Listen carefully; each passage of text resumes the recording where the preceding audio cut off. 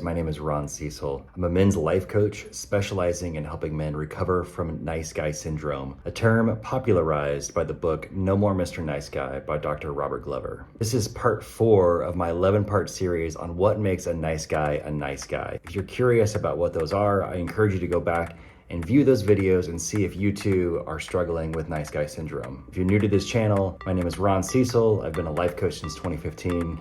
And the truth is, I am a recovering nice guy. If you want to learn more about me, you can check out my website. The link is below, roncecil.com. But today I'm going to get into the 4th trait that nice guys struggle with the most, and that is avoiding conflict. We've all been around people who avoid conflict. You probably are one of those people who likes to avoid conflict. Maybe the term likes to avoid conflict is a little bit of a gross overstatement. There's nothing likable about it. It makes us uncomfortable to be in conflict, so we run away when we are uncomfortable. But why do nice guys avoid conflict? Well, number one is because nice guys are afraid of being rejected. They are afraid if they state their actual opinion or their feelings about a particular subject, they're going to be rejected. That's a common notion, right? We want to be accepted by our peers, our family, and our loved ones. The second reason we do this is because we seek approval. We see conflict as a way of jeopardizing people's approval of ourselves. So we do everything we can to avoid conflict. The third reason is inherent to nice guys, and that is we deal with low self-esteem, often linked to an internal feeling of shame and guilt. We don't know what it's like to stick up for ourselves, to stick up for our viewpoints, and so when something comes up in conflict or an argument and we don't know how to stand our ground and draw a line in the sand,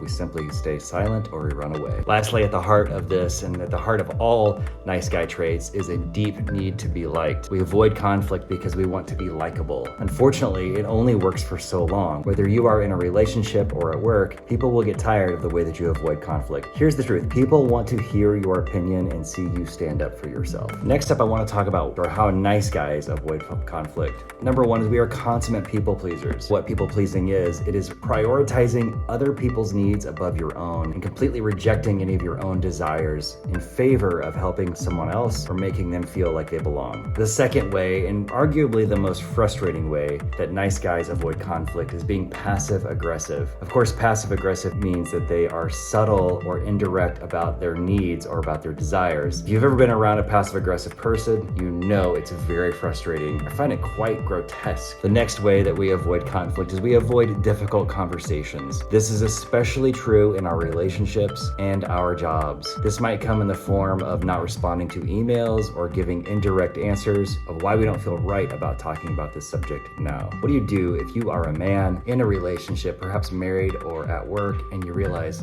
oh shit, I avoid conflict? Well, number one, notice the pattern. It's a pattern in your life. Think back to the last week, 2 weeks, 3 months, 1 year, or back all the way into high school or wherever it might be, and begin to pick apart the moments in your life that you did everything I just described. When you put things off, when you were putting others' needs above your own, and when you were passive aggressive about things. And I want you to write them down. See if you can start to see a pattern in why this was happening. What was popping up beforehand? Who were you talking to? In what scenarios was that happening? What was the environment? And finally, see if you can see a pattern about why that is. The next step into this, I think, is often done better with someone else. So if you haven't, I would find a coach, I would find a mentor, I would find a therapist. But this next step is going to require a lot of bravery, and that is to list out all of your fears. The reason we list out our fears because it's fear that drives us to the idea of being rejected, to being passive aggressive about things. At the core of being a nice guy, we're afraid of being abandoned and not being liked. Why is that? Learn what that's about in your life and begin to list all of your fears. The next step is to learn to be assertive. Now, the thing with being assertive is we all expect to be perfect the first time, and that is simply not the case. In other words, you want to know what your desires are and know what the outcome of those desires are and learn how to tell people what they are. If people don't know what your desires are, then they won't deliver on your desires. The next step is to work on your self-esteem. Where does self-esteem come from? Self-esteem